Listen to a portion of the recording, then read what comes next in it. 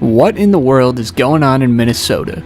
Earlier this year I made a video called How the Timberwolves Built the Best Team in Basketball, and at the time it really looked like this.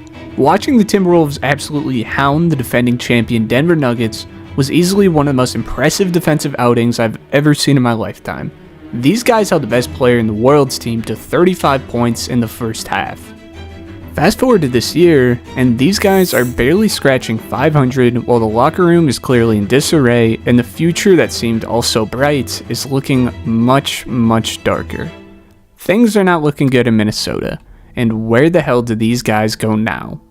I guess we gotta start with what really tipped this team on its head, and that was the head-scratching trade of Karl-Anthony Towns. Now, this was one of the most controversial trades made in quite some time for a number of reasons. Firstly, this was backstabbing. Karl-Anthony Towns has remained loyal to Minnesota for nearly a decade through many down periods, and has remained out of controversy and been nothing but a positive for the community. The morals behind the trade are surely questionable, but even when it comes to the X's and O's, this thing gets even murkier. Now, what made the Timberwolves special last year was their defense. We all know that, and we'll get into that later. But what feels the most different about that overachieving Wolves squad and this team is the offensive side of the ball. Anthony Edwards has been very open about the Wolves' struggles and said the following about his shift in play style after the trade. If you watch the game, there's nothing for me to do if I go downhill. Everybody want me to get downhill. I know that's my strength. I get to the rim, lay the ball up, dunk the ball, but I can't do that if there's no lane. It's not open. Every team we play did a great job of sitting in the gaps when I get to the rim, putting 4 people at the basket. So, there's nothing I can do about going to the hole right now. Ant is certainly onto something here. As one of the best interior scorers at the guard position, right up there with John Morant, there's absolutely no reason that Anthony Edwards should be leading the league in three-pointers made and attempted like he currently is. Edwards surprisingly is shooting the absolute piss out of the ball right now at 40% from deep, with a high volume of these being off on-ball screen and rolls or transition opportunities. But even with the major improvement in an area that was going to be crucial for his growth as a player, the Wolves have the 24th best offense in the NBA.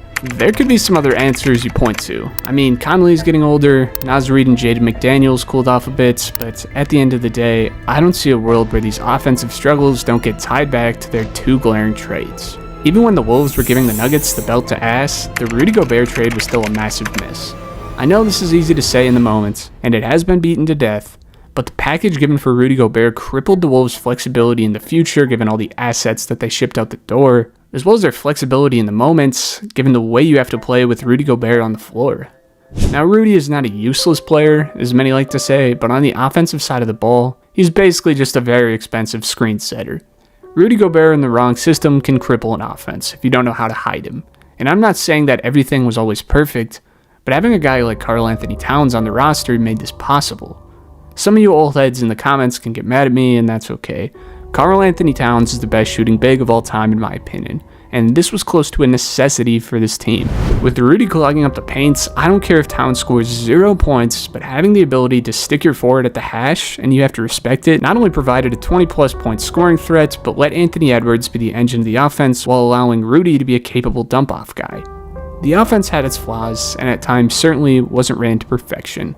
But for the most part, with the supporting pieces of Mike Conley, Nickeil Alexander-Walker, Naz Reid, and Jaden McDaniels, this team felt like a cohesive unit that was ran around their stars until it was time for Edwards to take over. But fast forward to today, and this is nowhere even close to the case. Once again, I'll just let Anthony Edwards describe the current status of the offensive system. Offenses. Yeah, we don't have shit on offense. We don't have no identity. We know I'm gonna shoot a bunch of shots. We know Drew gonna shoot a bunch of shots, and that's all we know. We don't really know anything else. It's not on the coaches at all. It's on us. We out there playing, but we got to make it easier for each other. Coaches put us in great positions too, man. We just don't do it. I think that sums it up pretty well.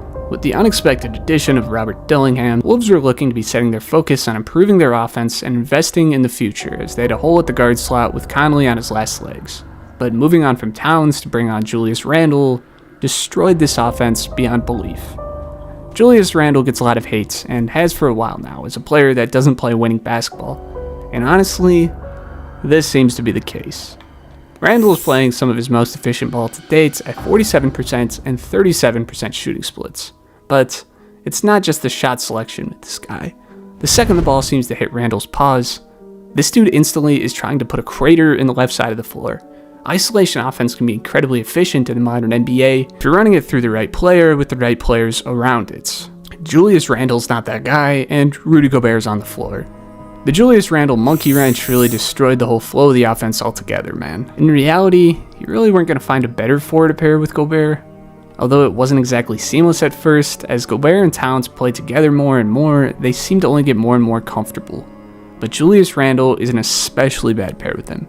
Even with Randle and Edwards having good shooting seasons, this offense, like Edwards says, is just a my turn, your turn team. And although Edwards won't say it, I can certainly tell you that for this offense to be somewhat revived, there's not a place for Julius Randle to be in it. The Wolves certainly have some other issues that came with their culture shock, and the first of which was Randle's buddy in the trade, Donte DiVincenzo. Now, Donte was really one of the bright spots of the trade. This guy was third in the NBA in 3 balls made last year, while being a great defender. He's really like a 3-and-D plus guy, who could also get out in transition and make the right play with the ball in his hands. Really, there wasn't a team that wouldn't be better with his talents. Well, I guess that's not exactly the case this year. Dante's really playing like ass, at 37% and 33% shooting splits. Now, this is like unsustainably bad. He's in a major slump that he'll likely shoot himself out of by the end of the year. But I don't think we're getting New York Knicks' Donte DiVincenzo back on this Minnesota roster. His role seems to have changed a bit. He's now kind of sharing a role with Naz Reid as the my turn, your turn guys off the bench when Edwards and Randle are out, which have resulted in both of their efficiency numbers taking a hard hit. The Wolves' offense is really in shambles, dude. I mean, DiVincenzo's cold at the moment. McDaniels is cold at the moment. Robert Dillingham hasn't really gotten a shot yet. I mean, you might as well just throw the dude out there. I mean, Mike Conley is shooting 35% from the field. Everything here's a disaster. For the Wolves' offensive issues to be fixed, first, there needs to be better floor spacing. And second, the offense needs to learn to trust each other a bit more. When flowing right, everyone's touching the ball, Rudy's getting dump-off layups for easy baskets, guys like Alexander Walker and McDaniels are hitting open 3 balls and getting easy shots in the paint, and Edwards is energizing the offense. For this to happen, it doesn't even seem like it's obtainable at this point without a personnel switch. If you're watching this video, there's a 95% chance you're not subscribed, so make sure you hit that button for me. It helps me get more of these videos out to you at a higher quality and a higher duration. So just hit that button for me. Now, when it comes to the Wolves' defense, this is just the most disappointing part. Towns wasn't a special defender at all. He didn't protect the rim super well. He didn't match up super well with guys like Julius Randle or even DeMarcus Cousins back in the day. Oftentimes, that dribble face-up style bigs kind of cooked his ass. But one thing you have to give him is that this dude bought in and tried his best even when playing in a system that didn't perfectly suit him. The Wolves' defense last year basically moved on a string. These guys had some telepathic communication or something. This was a fast-moving and faster-recovering defensive system filled with long, athletic defensive freaks like Jaden McDaniels, Alexander Walker, Anthony Edwards, and even Mike Conley's old ass. Karl-Anthony Towns was never a great defender, he was never going to be, and for that reason, among others, he was never the perfect fit alongside Rudy, but you can't deny he worked his ass off to keep the defensive ecosystem alive. Now, this is where the trade seems to make a bit more sense. Julius Randle is a notoriously low-effort defender who gets lost pretty easily within the system, but this guy has some sort of utility as a post defender. But Donte DiVincenzo, again, seemed to be the bright spot here, and now currently 29 games into the season, the guy is pretty good, no doubt about that, but the pack of Wolves that was by far the best defense in the NBA last year seems to have been heavily nerfed. Julius Randle's kind of the scapegoat here. There's lots of lowlights you can point to where his effort and body language are the problem. Fair. But like most things in basketball, the answer to the Timberwolves' defensive regression can't simply be found through highlights. The main changes to the Wolves' defense is basically 3 things, I'd say. 1, yes, momentary lacks of effort and accountability from not only Randle, but other members of the team killed defenses. Defensive intensity is also largely based on morale, and when the team has a selfishness issue, guys that aren't touching the rock the way that they used to just aren't going to defend like they used to either. And there's certainly been a change when it comes to their hunger. These guys went from a pack of wolves to a pack of poodles. Second is the change between Towns' defensive impact and Randle. Less length hurts when it comes to rotations. Towns just flat out took up more space than Randle did on the floor, and you could see it. Towns, although like I've said wasn't perfect defensively, had the flexibility to be a defender with life playing at the 4 or the 5. And although Randle might actually be a better on-ball defender when matching up with a lot of 4s, Towns provided the luxury of serving as a better help defender than Randle when Gobert was off the floor. And more importantly, had the luxury of not forcing Naz Reid to do that job because he simply can't do it. Lastly is the undervalued loss of Kyle Anderson's defensive presence off the bench. Again, the last thing that these guys wanted to do was shrink their defense, and that's what they did.